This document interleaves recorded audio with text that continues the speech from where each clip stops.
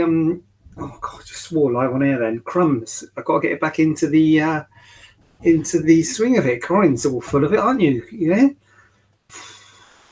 Got to do a clinic tomorrow. Don't know how to cope. I've got to get up in the morning and do a clinic. God. Anyway, Happy New Year, everyone. Hope you had a lovely break and fantastic to be back. Very much looking forward to 2022. Mahusive plans for 2022. It's going to be a big one. It's going to be mental. Facebook, Instagram, YouTube. Where else is it? Well, that's it. Live is going from strength to strength. So, as always, got some questions. But if you've got any questions, just ask. I'll do my level best to answer them. Elaine's in the house. Hi, Elaine. How are you? Happy New Year to you too. 4th of January. Can you believe it? I found it went quite quickly, that break. I've got to be honest with you. I think I've got to savour it a bit more, When did I finish? The Wednesday before. Maybe I should have finished more before. When was that? That wasn't last. That was Wednesday before last. So what's it been? 2 weeks nearly. Yeah. Anyway. Now we're back into it. But it was snowing earlier. I don't know if you saw any of that snow. So that's exciting. Something to look forward to. Right, what we got? We've got a question here. Nice bit of start off with a vague one. Oh my God, we've got a question on there. Rebecca Mack. Right, what should I do first? Let's do Rebecca Mack. She's here. I've had a gastric sleeve in November, so I'll be looking to have a breast lift and maybe a tummy tuck. 55. Is this a problem? No. The only thing, so gastric sleeve in November, breast lift and maybe a tummy tuck. So the breast lift and maybe a tummy tuck and the 55 is no problem at all. That's absolutely fine. The only issue with that, I would say, is the fact that the gastric sleeve was in November, which isn't that long ago. So the thing about doing surgery on patients is that the weight should be stable. And so you probably, I suspect, you may not even got to a stable weight, and you, even if you have, it hasn't been stable for long. Now, you might be just asking the question later, yeah, okay, so you're not thinking of having the surgery soon. So that's the only thing I would say. Just got to be stable and comfortable with your weight. You don't want to have weight fluctuations after surgery is the main thing. But being 55 and having a breast lift, plus or minus a tummy tuck, is absolutely no problem at all. And actually, to be honest with you, what has happened in medicine in general, we have actually gone away a bit from the age thing. When I was in 2 stone, wow, from November as well, with Christmas as well. Well done, you. When I was in doing breast reconstruction, I had patients who were in their 70s. I was doing breast reconstructions on patients in their 70s, and it has become more of a sort of health thing than an age thing, meaning if you're healthy, the age is no longer a criteria in itself. However, if you're not healthy, it doesn't matter what your age is. If you've got diabetes, if you've got, immunosuppressed for whatever reason or whatever, or DVTs or PEs or history, then there might be a problem there if you've got medical problems. But age in itself is not a problem. And even if age was a problem, 55, come on, people. Who amongst us is not 55? Clearly not me, but some people, 55 is nothing, is what I'm saying. 55 is not an old age. 55 is young. Before sleeve, I had type 2 diabetes, high blood. Right, too long. Yeah. So those could be a problem, but yeah, as you've intimated, having the sleeve and losing weight can often help with those sorts of problems because they're often due to the weight. So so you as long as you're healthy, that's the main thing in terms of your age, and as long as you're comfortable and stable with your weight, then that you should be good to go. G to G. Charlotte's got a question over here on Facebook. I'm having a tummy tuck end of Feb. Very exciting. Just a standard full tummy tuck. Fine. A muscle repair unlikely. How soon can I return to the gym? Okay, so basically this would depend on how well it heals, Charlotte, number one, but just in general terms, because clearly we don't know how it's going to heal. No one knows that. But I would normally say to you that well, first of all, talk to your surgeon. If I'm your surgeon, talk to me. Hi, yeah, it's me. The wound will be healed in a week. The skin should be healed in a week, but there'll be little bits where they'll probably not be quite healed after. So the dressing's on for a week. After that week, take the dressing off. There's probably little bits that aren't quite fully healed. So probably 2 to 3 weeks to get the wound healed, ideally. Sometimes it takes longer, but let's just talk in a sort of average situation. I'm going to say 2 to 3 weeks to get the wound healed.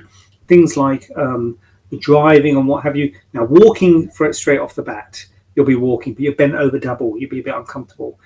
Things like driving, I would again say 2 to 3 weeks. 2 weeks might be okay. 3 would be safer. Hard to guarantee that everyone's going to be okay at 3 weeks, but most people are. Hard to guarantee everyone's going to be okay at 2 weeks, but most people will be okay at 3 weeks in terms of driving. And then getting into the gym, I personally, and I think everyone's different on this one, Charlotte, so I'm a bit wary about this. I don't want to tread on anyone's toes, but I personally say after 2 weeks, if you feel up to it, you can start doing lower body stuff like the stepper. I believe it's called the cross trainer. Thinking of joining the gym as well, myself, by the way, led by my daughter. She wants to go. Did do it a few years ago now, before the lockdown, cancelled over lockdown, never renewed it. That's the word.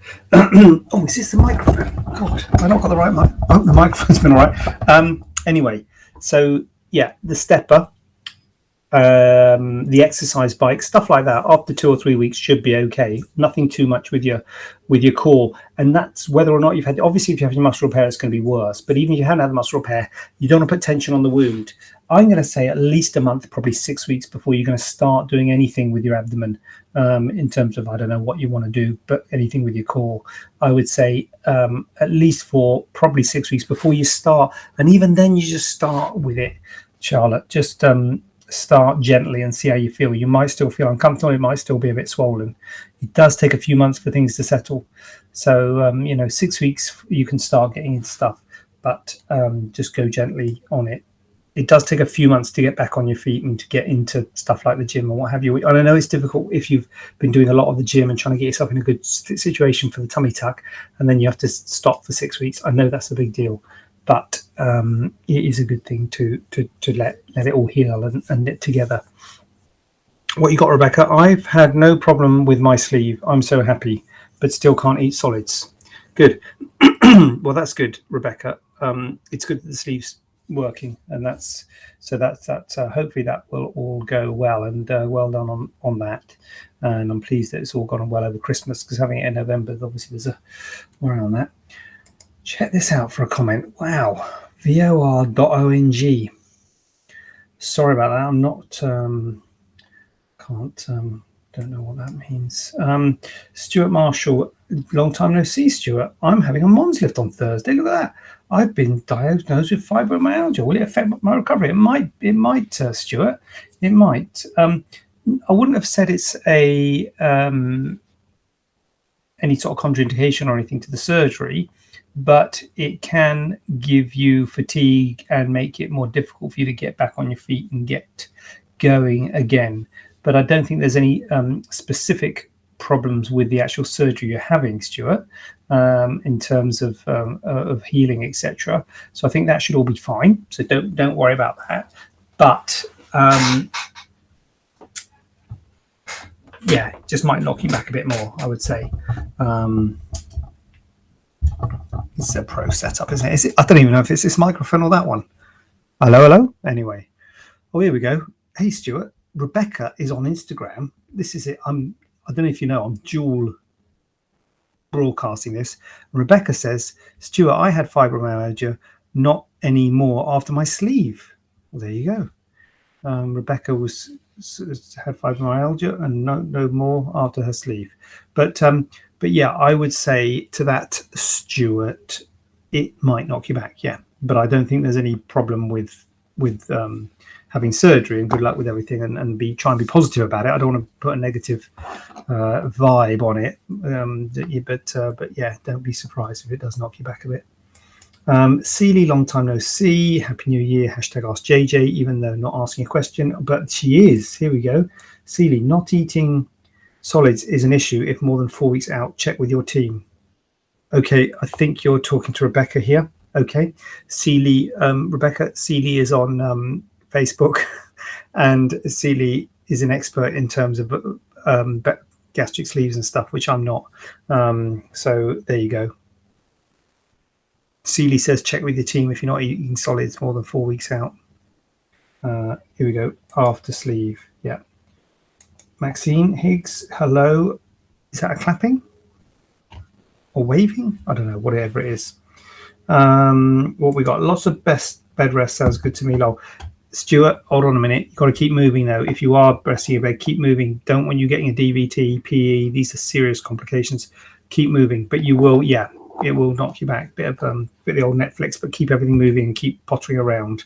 Do try and get up and about, but try not to be too hard on yourself if it's difficult. What's going on Facebook? I mean, what's the other one called? Instagram. My still can't eat solids. We've got that one. We covered that one. Stuart's got 5. Here we go. Paula, is it possible to have breast augmentation if I have SVT? Corinne's laughing. What are you laughing? Oh gosh, I'm 6 weeks. Right. So, Paula, in itself, yes. So SVT, viewers, is supraventricular tachycardia, which is a problem with the heart and the beating of the heart. And things like this, Paula, we would liaise and work with your cardiologist, because is it AF that you've got? Is that the SVT that you've got, or is it paroxysmal SVT? Do you just get it every now and then rather than all the time? So these are things we'd have to talk about in a consultation. Sometimes people with SVTs can be on certain types of drugs to thin the blood, like apixaban. It used to be warfarin, nowadays it's apixaban and things like that, which can obviously, they're really good at thinning the blood, because we don't want the blood clotting in the heart when if the blood's not pumping properly. So they're really good for that. But obviously, if you can have surgery, they would increase your risk of hematoma and bleeding. So we'd have to balance that risk, and we'd have to see whether we need to do anything in terms of that, and if we have to stop it, when we start it again, and we have to work with your cardiologist or whoever's dealing with your SVT around that, maybe your GP or your cardiologist or whatever. So we would write to them and say, look, is there anything we need to do? The other thing that I would be interested in is to know where you are in terms of your treatment with your SVT. Are you stable with your treatment? You've had it for years and it's all like not changed, or are you changing the treatment and it's all going up and down, and they might be thinking you're doing some kind of procedure. They stick wires in, don't they, now, and ablate bits and bobs. They do all sorts nowadays. So are they thinking you're doing some kind of thing like that? In which case I'll be saying to you, look, if you're a bit all up in the air with your treatment with your SVT, and they might be doing some kind of treatments for it, then perhaps you should wait until they have treated that, or you have had whatever you need to have done, and then we can look at doing your breast augmentation, because obviously a breast augmentation is a planned elective procedure, can be done at any time. So we want you optimal for it. So if your SVT treatment is not optimized, I would say to you, look, let's just wait, because it sounds like they're trying to get the treatment right, or they might be doing this ablation or that thing or whatever it is. And so let's wait for that first. Since we post up, yeah, I'm just on bisoprolol. Okay, good. That's okay.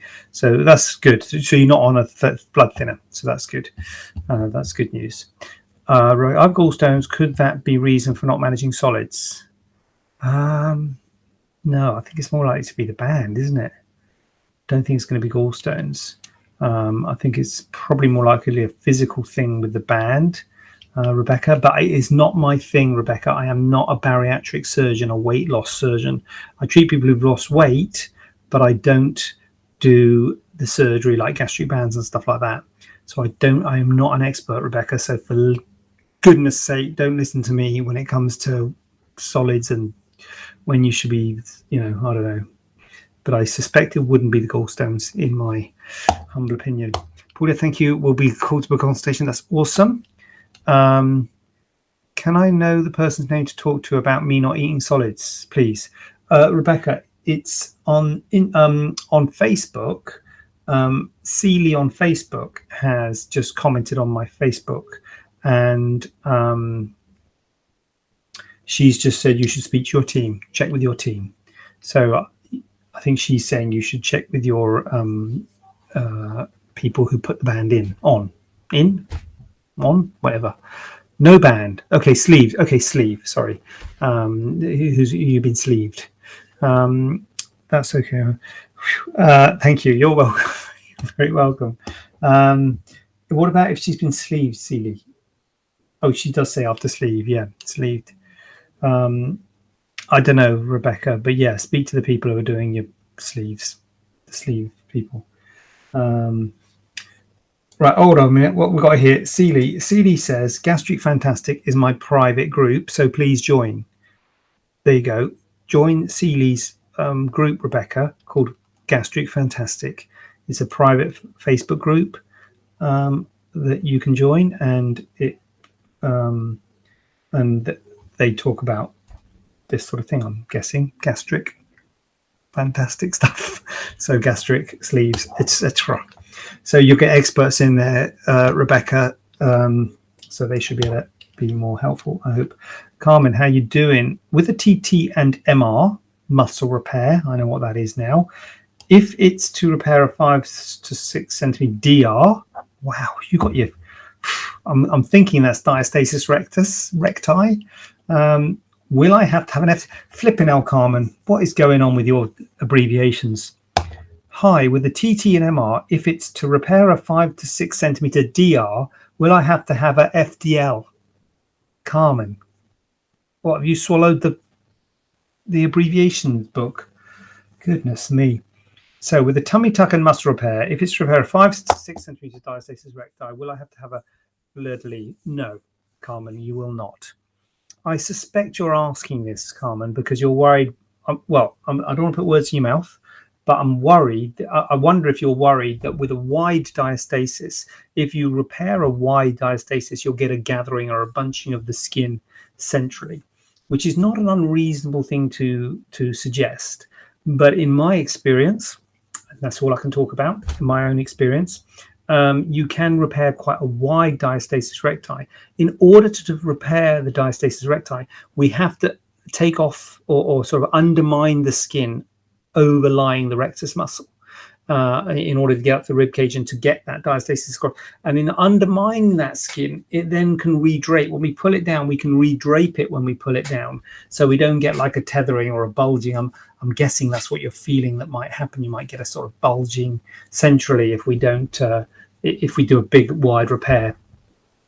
So yeah, and actually a 5-6 centimeter diastasis recti is not small, don't get me wrong, but it's not like, you know, wow, that's outside the Vampirella nurse. Wow, Vampirella nurse.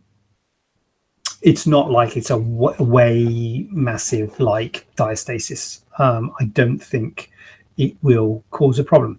So no, I wouldn't do a fleur-de-lis abdominoplasty just because you've got quite a wide diastasis. I would only do it if you had a lot of skin laxity in a side-to-side dimension. Personally, that's how I am. I would go on that. Oh my God, Jackie says, can't hear you. Don't do this to me, Jackie. I'm assuming everyone else can hear me, for the love of God. For the love of God. 212. Can you hear me? Oh, look at this. Blur the background. Maybe I shouldn't do this now in the middle of the live. Oh, God. Oh, God, what have I done? Well, I'm assuming other people can hear you. Look, Carmen can hear me. There you go. Carmen can hear me. So... oh my neck, what's happening with Jackie? Sorry, Jackie. Everyone else can hear me. I don't know. It's your... turn the volume up. Turn the volume up, Jackie. I don't know what to say. Corin can hear me. Yeah, okay. that's the sort of thing that really 4th of January, Jackie, you don't need that on the first one of the year. Come on, what are you doing? What's Carmen saying? Few, yes. Well, I'm worrying about scarring mainly, and to have a vertical scar as well petrifies me, so I prefer to avoid that. I've got to be honest with you, Carmen. I don't like that vertical scar of a fleur-de-lis. Full disclosure, I do not like that vertical scar of a fleur-de-lis. It is, you know, I don't dispute it does take the skin out in a side to side as well as an up-down direction. But personally, I do not like that vertical scar. How are you doing, Jackie? Happy New Year. I do not like that vertical scar of a fleur-de-lis personally on a personal level. But, you know, it suits some people because it does take out more skin, no question.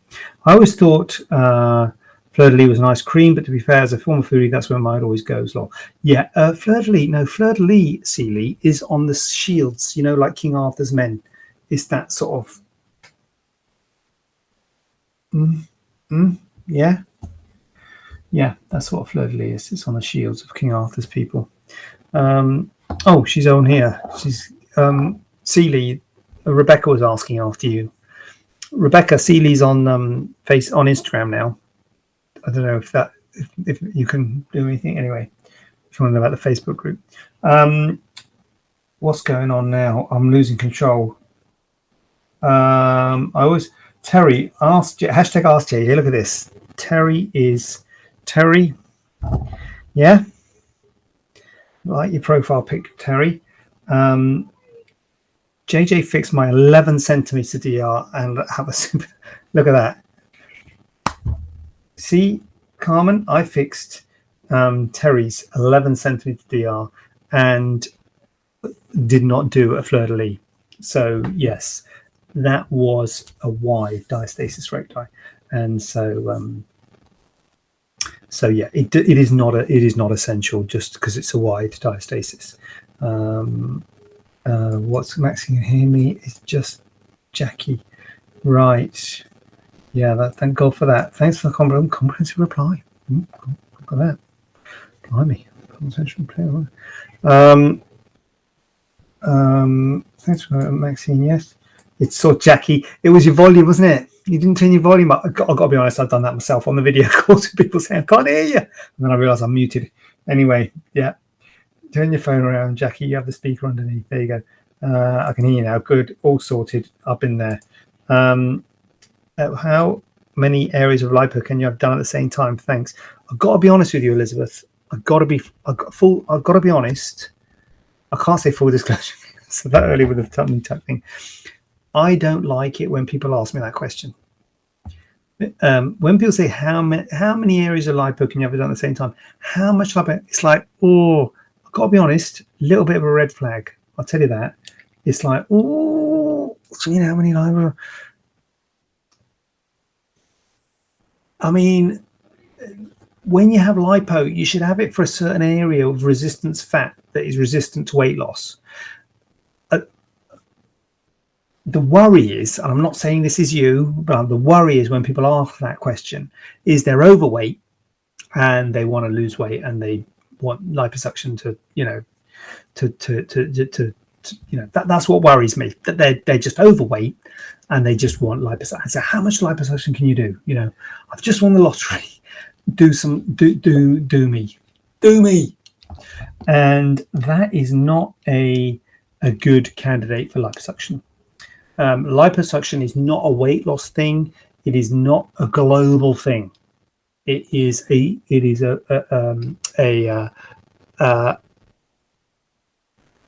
specific targeted Staiano. That's a funny name, Staiano. It's almost like Staiano. It's a specific targeted treatment for a resistant area of fat that it does not go with weight loss. It is not for people who have weight. It's for people who've lost weight who have resistant areas of fat.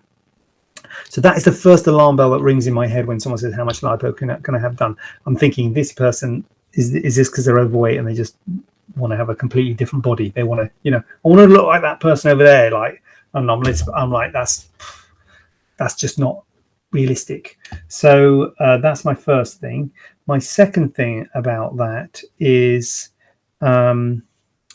Was there a second thing? I'm not sure if there was a second thing, to be honest with you. That's the main thing.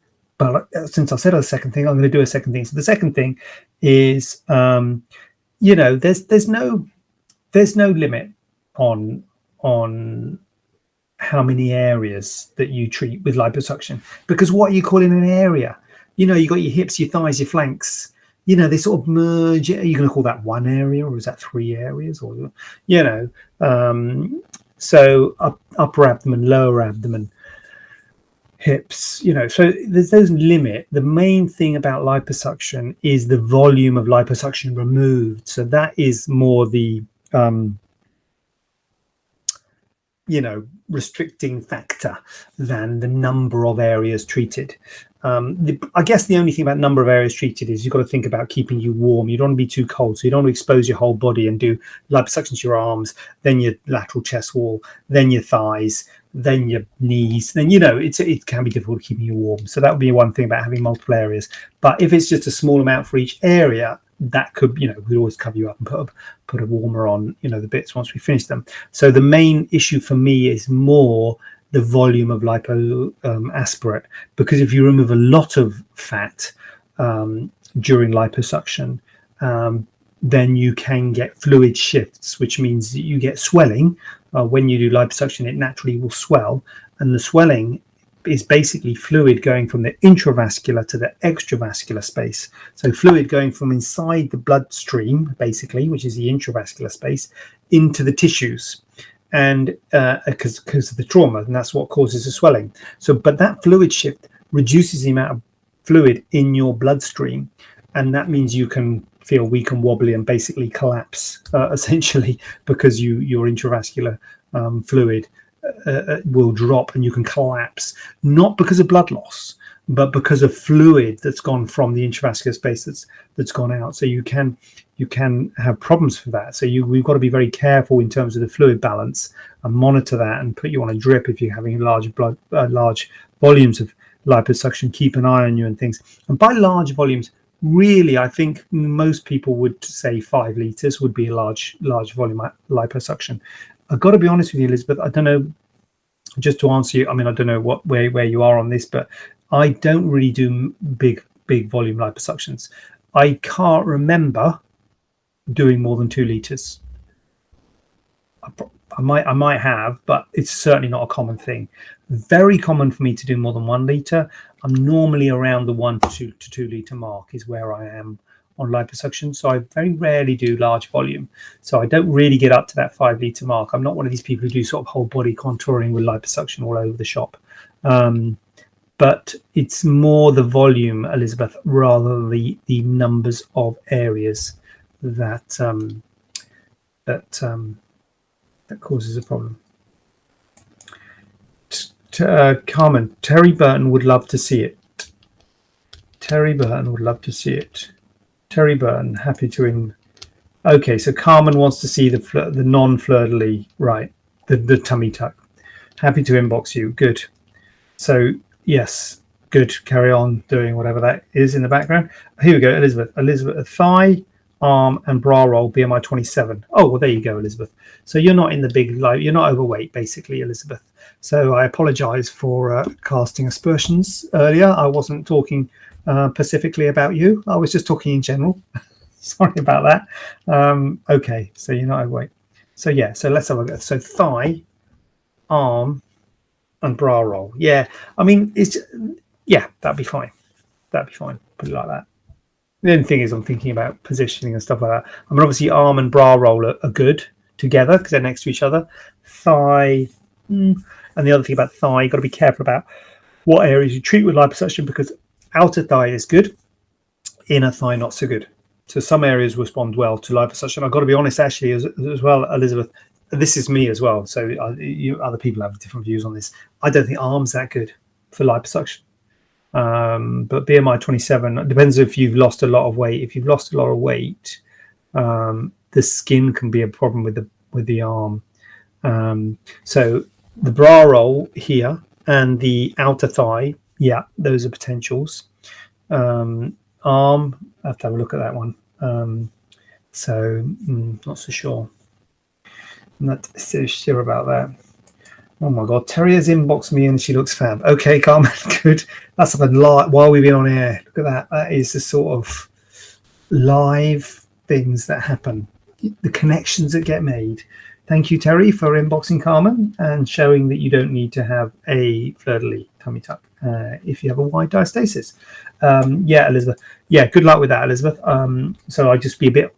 But those areas, thigh, arm, and bra roll, are fine. That's nowhere near out of the. And also, you BMI 27. You're fine in terms of the. There's no way you'd have a lot of fat to be liposucked, as it were. Because I'm dedicated. Yeah, very good, very good.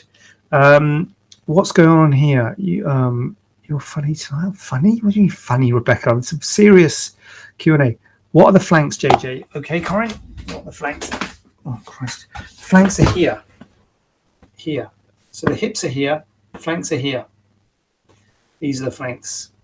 Down the back. You know where your hips, flanks. So you know your kidneys down the back. That are your flanks. Seeley, do you think my gallstones are causing the pain? Oh, sorry, right. Rebecca's asking Seeley now. Blimey neck. What is going on? Lost control of the chat. I tell you, Rebecca's talking to Seeley. Carmen's talking to Terry. I don't know. I'm just a facilitator here. I'm in the middle of it all. Right. Anyway, right. What we got? I got a question here. Muffin Tops. No, not Muffin. Muffin Tops. I don't think.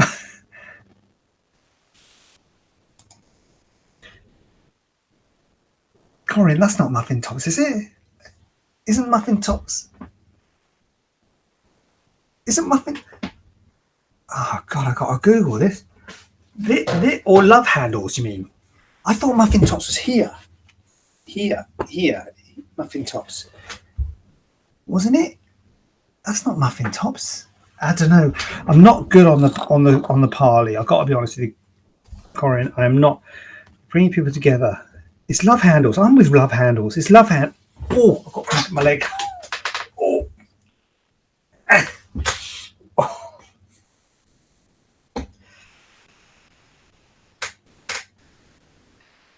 Yeah, I think it's love handles.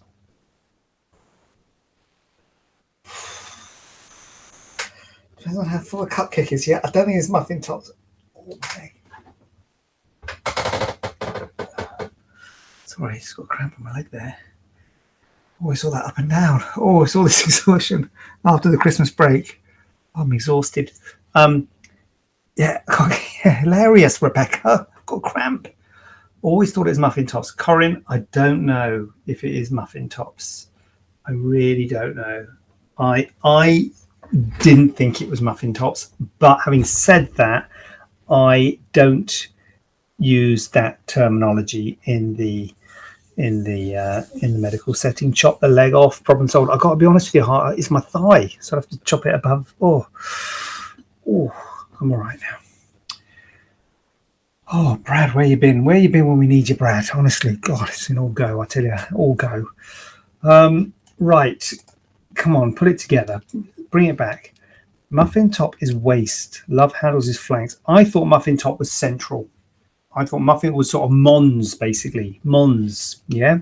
Often talk about the Mons on this. That's what I thought, but I'm not an expert in street banter for areas of the abdomen. So can you talk about scarring after mole removal? Tell me Thursday ready for action. Brad, you're not in Wednesday. Oh, you don't do Wednesday, do you? Thursday. Where was it as in middle? Was it? Oh my God, someone's phoning me. Instagram video. What? This hasn't happened before. I can't answer that, can I? What happens if I answer that on a live video? I'm going to have to put the phone down on this, but sorry. Instagram video call. How can you phone on Instagram video? What the heck was that all about? This is getting quite frightening now. Flipping heck. Right. Anyway, good laugh at me tonight. Well, Corinne, I don't know. Maybe it is muted. JJ, sound is gone. Oh God, someone. Someone called me on the Instagram video. It said, "There's the sound gone. How do I get the sound back?" Oh, there you go. Sorry, I didn't answer the call, but your sound has gone on Instagram. We can't hear you. Right? Okay. What can I do? Oh God.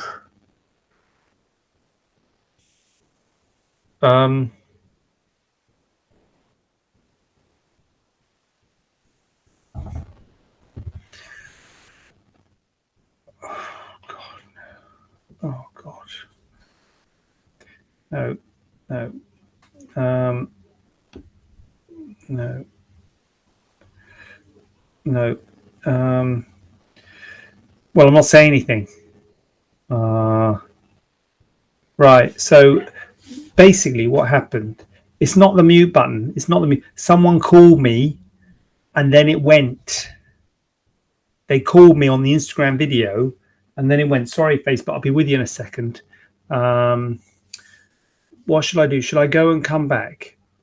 They called me on the Instagram video, and then it just went. No, that's not right. Is there no sound? Still no sound. I'm going to leave and come back. I'm going to leave and come back. I'm leaving. How do I leave? Oh God. Share.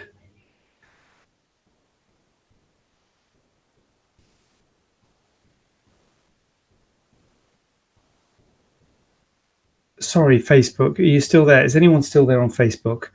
I've had problems on Instagram.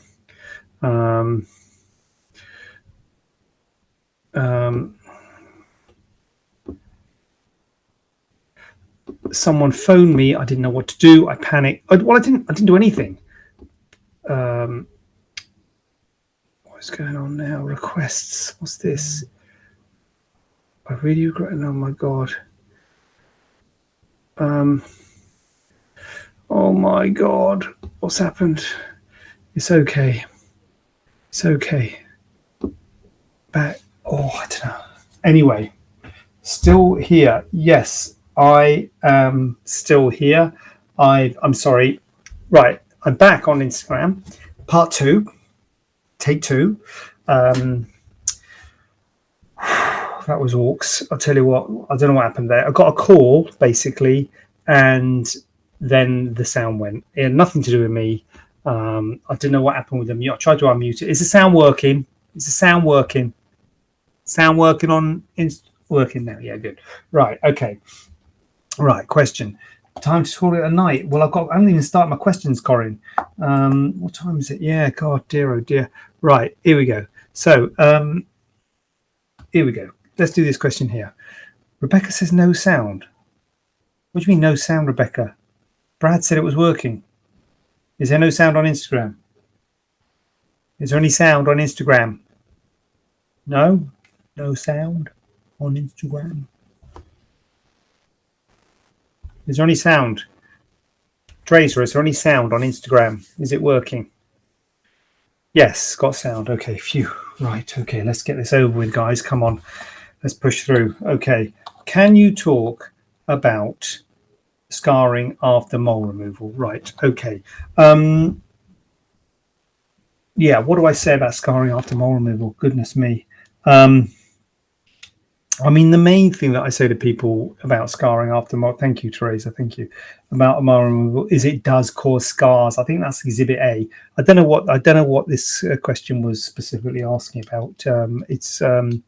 But the main point that I try and make to patients who are having a mole removed is there will be a scar, because a lot of people think that because we're plastic surgeons we don't leave scars, and the fact of the matter is that we do leave scars. I mean, we do our best to hide the scars and minimize the scars and what have you, but there is always a scar of some description.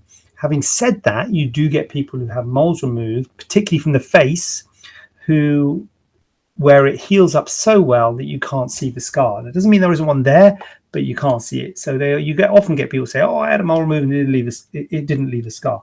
Now, the fact of the matter is that if you damage the tissue, certainly if you're damaging full thickness of the tissue, it's going to leave a scar. Fact. The only time that doesn't happen is in the fetus. Don't ask me why. They're trying to work it out. There's loads of research on that sort of stuff. But fetus doesn't. The fetus doesn't scar. But once you're born, you scar. So and the scar's red to start with, and then it fades over time. It does take months for it to fade. But yeah, and there are different types of scarring depending on the different types of the way we remove the mole, whether we cut it out or whether we shave it off. The pattern of scarring is slightly different, but both times they are red and obvious, and then they fade over time. So yeah, that's the main thing, and we would talk to you specifically about what sort of scar would look on your face, because some people have natural lines, wrinkles, have a mole maybe in an area where we can hide the scar in one of the natural lines of the face. Others might have no lines or wrinkles, like myself. All bought and paid for this is, and then it's more difficult to hide the mole if it's sort of in the middle of the forehead or middle of the cheek or something like that, because it will create a little line which will look like a wrinkle one day, but if you haven't got any wrinkles now, then it can look a bit more obvious. What are the risks of having surgery with a high BMI?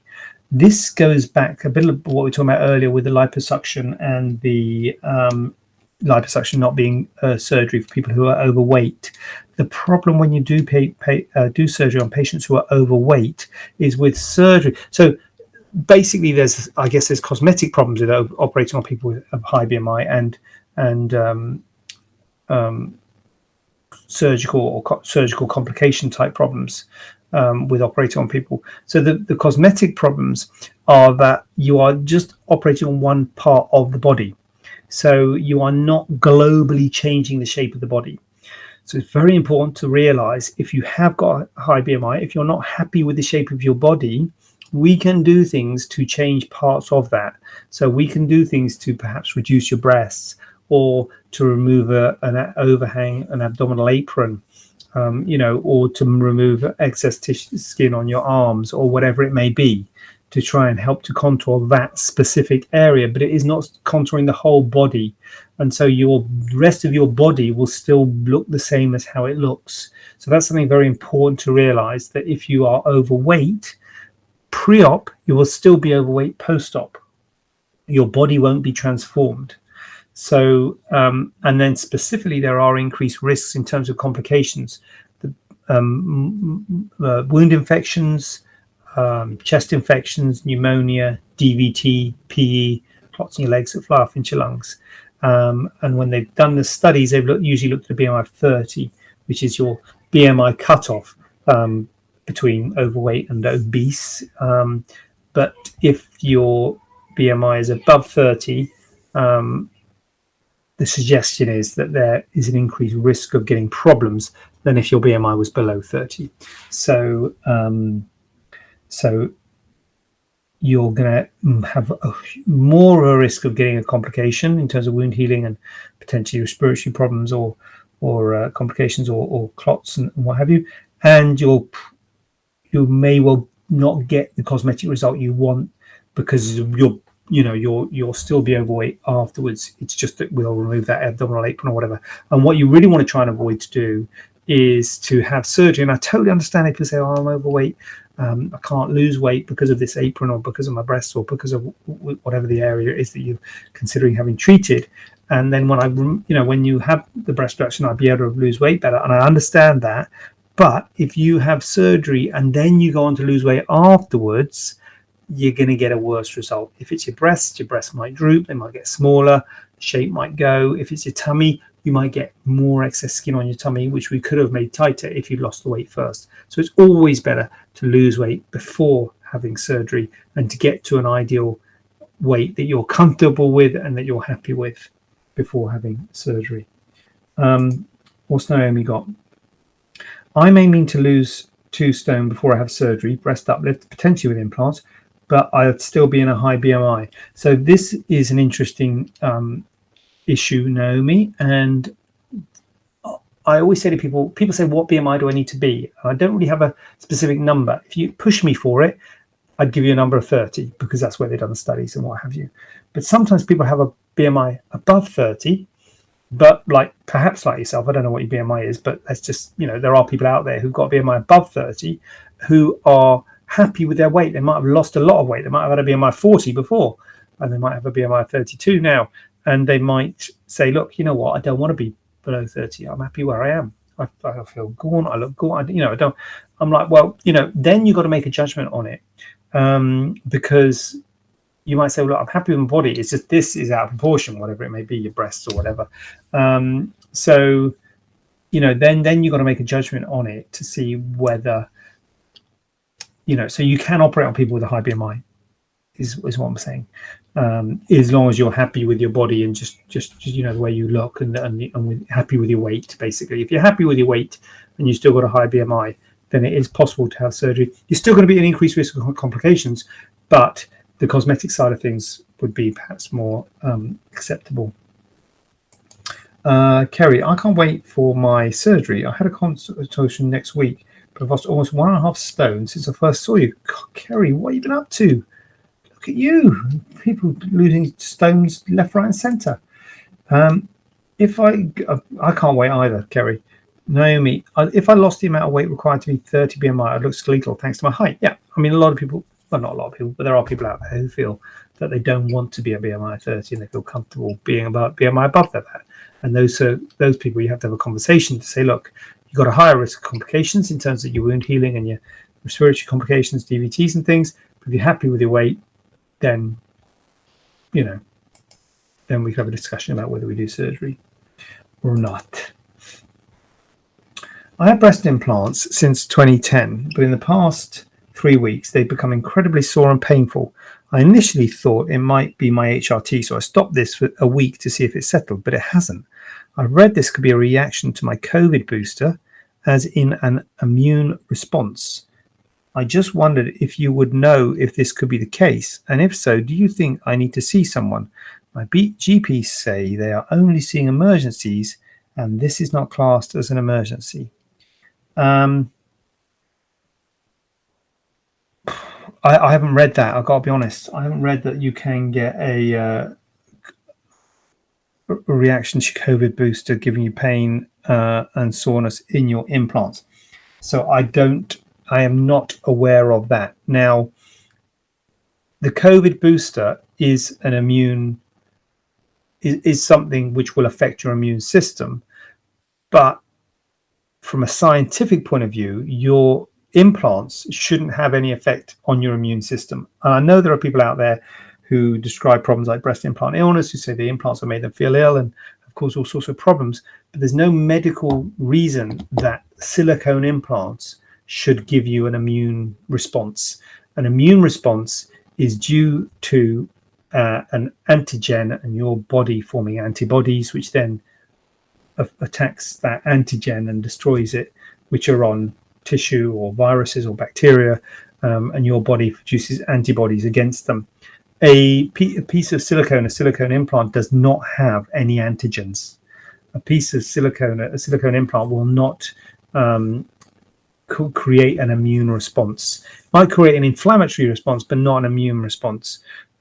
So I'm not aware of how that would work, but I don't know if you've read that I'm not saying it's not a thing, but it's not something that I would think would be a thing. And I've got to be honest, if you've had sore and painful breasts for the last 3 weeks, and you've had your implants in since 2010, which is 12 years now, 11 years, I've got to be honest, I always say to people with implants in, if you have a problem, you've got to seek help.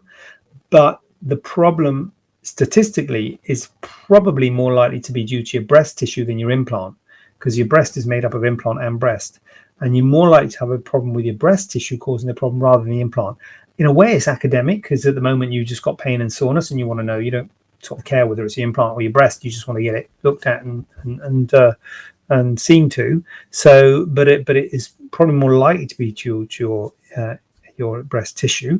And what I would say is, obviously go back to your person and put the implants in, but they may or may not be around anymore. And the GP says they're only seeing emergencies. I mean, I think breast pain, the soreness and painful, breast for 3 weeks would class as an emergency. If they're calling it, I mean, it's not an emergency, because an emergency suggests, you cut your finger off. But if they're saying they're only seeing people who are sort of urgent cases, should we say, I'd say it's probably more urgent than emergency.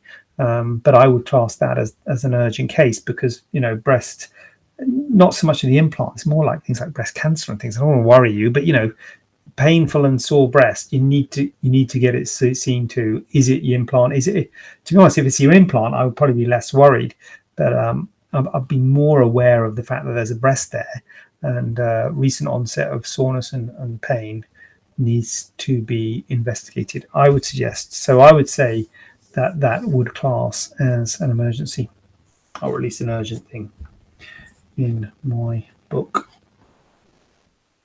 my view. I lost you. Thanks, JJ. I was worried that you wouldn't operate because of the BMI. I do plan losing weight as I'm on a body transformation journey, but the amount weight loss required to be the ideal BMI would not look right for my stature. Absolutely. And you're not alone on that one, Naomi. I'll discuss further in the book consultation. Yeah, you're not alone, Naomi. And I do see people who have a higher BMI than on paper you would say. But and it's the same the other way, Naomi. If you've got a BMI of 29 and you want to lose weight, I'd say to you, look, lose weight first. Don't have the surgery now. Lose weight first, and wait until your weight is ideal. So there's nothing magical happens at 30. So you can have a BMI above 30 and be okay, or below 30 and actually be better off losing weight if you're not happy where you are. So it's stable and comfortable with your weight is more important. Can we remove scar tissue 2 years post-op? Mandible incision. Quite specific. Yeah, we can. So, I mean, you can remove scar tissue. I mean, 2 years post-op is good. I don't know if the 2 years is like, if they're asking if that's too long or too short. But basically, in terms of doing stuff with scar tissue, you want to wait until that scar is completely mature, which is at least a year, really. So 2 years is good. That's good. You've left it 2 years. But we can remove scar tissue at any time. The only problem with doing that, and again, it comes back to plastic surgeons not leaving scars. Fine, we'll remove that scar tissue, no problem at all. There you go, we'll remove that scar tissue. That scar tissue's gone. Then what do? We stitch it up, don't we? And we create another scar.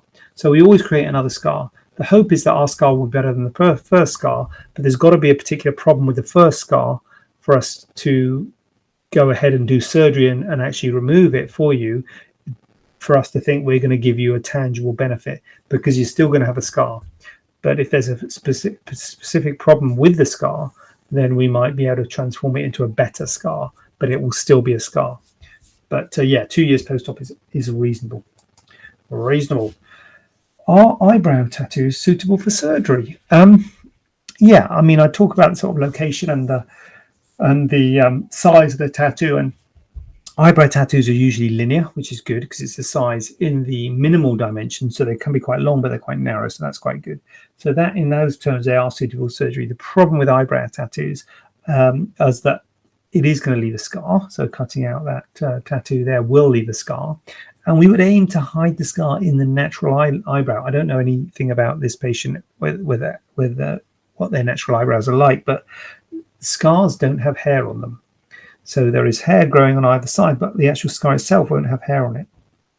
So we probably aim to put the scar on the edge of the eyebrow. You won't want to put it in the middle of the eyebrow, because then you'd have a line. It's like when people have a scar on their head and their hair is short, you see a line because there'll be no hair on the scar. So you want to put it on the edge, probably on the upper border of the eyebrow, and hope that eyebrow will hide it.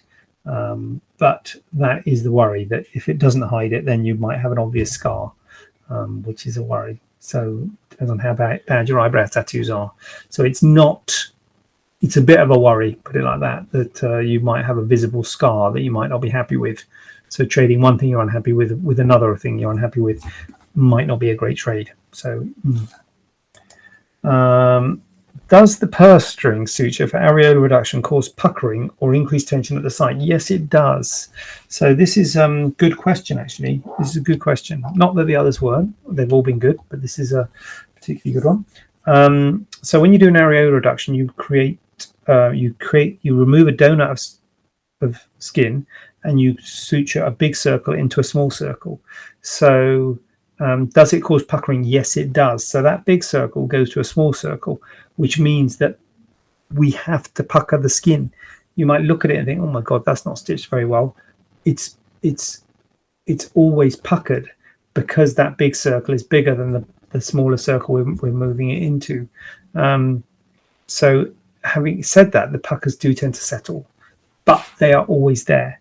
So they do tend to settle and they do tend to flatten off. So they're worse when you first have it than later on. And the hope is that they will blend in and it will look fine. But that is something to be aware of. They will be quite puckered to start with and then fade over time. Increased tension of the site, yes, as well. So puckering and increased tension, both of them. Now, and it depends on how big the areola is. The bigger the areola, the more tension there'll be. So the bigger the discrepancy of where the size of your areola is now compared to where you want it to be, the more tension there's going to be. So there is going to be tension on that wound. And what's that tension going to want to do?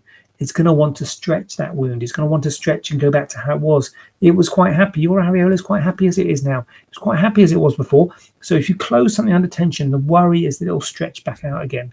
And so that is a very real risk when doing an areola reduction. And it's a higher risk the bigger the areola, because the more tension there is. If you take a big, if you close something under a lot of tension, it wants to ping apart. So there are things we do to reduce that. Personally, one of the things I do is I use a permanent suture. I use a permanent suture to bring the tension off that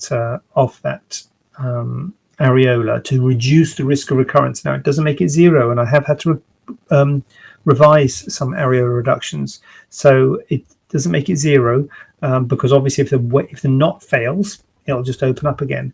But it reduces the risk compared to using a dissolvable suture. There are bad things. One, as I say, if the knot fails, it comes back. And also, if you can feel the knot, it is difficult because you don't really want to remove the knot. If it was a dissolvable suture, you might remove the knot after some months once it's dissolved, or it might just dissolve on its own. But a permanent suture, if you can feel the knot, you might always be able to feel the knot. So that can be an issue. You can try and bury it and do things. So there are issues with doing a permanent suture, but I believe it's beneficial because it reduces the risk of recurrence because of the increased tension at the site. But there is definitely increased tension there. What we got here, Mrs. K? How are you doing, Mrs. K? Wow, nice pumpkin. Hi, JJ. If you have 8 pounds to shift to get to your ideal weight, do you need to try and shift this before you have a tummy tuck, or will it make little difference to your post-op results? Thanks. I would always say, Mrs. K, do it first. And I know what you're saying. Oh, it's not going to be a huge amount and things like that. I would always say do it first. You're going to get a better result. You're going to get less risk of complications. And you might say, well, actually, I want to have surgery at this date because of this things in my life happening, and this is a better date for me. I'd be like, well, that's fine. It wouldn't be a thing that I would say, look, don't do surgery. But I think in general terms, if you're asking a question, this is an elective procedure. It's a planned procedure. It can be done at any time. So I would say don't put any pressure on yourself. Don't rush into it and think, oh, I'll lose the 8 pounds afterwards. I would get your weight right first. Get your weight right and get it stable. It's unpredictable how much of an effect it'll have. It might have no effect. It might have a big effect. We don't know. No one knows until you've done it. And so it's always best to do it first, because you don't know what effect it'll have on the post-op result. So just take that out of the equation and lose weight first if you can. As I say, if you, for whatever reason, you want to have the surgery before, as long as your weight's not too bad, it's something you could consider. But my advice would always be to lose the weight first and then have the surgery. Wow, nice one, Mrs. K. Thank you very much for that. Listen, guys, 2022, 4th of January, you saw it here, first Facebook, Instagram, YouTube live of the year. 51 more to go. If you've got any questions, for goodness sake, ask them, post them on Facebook, Instagram, YouTube, wherever, or email us or ring us or whatever.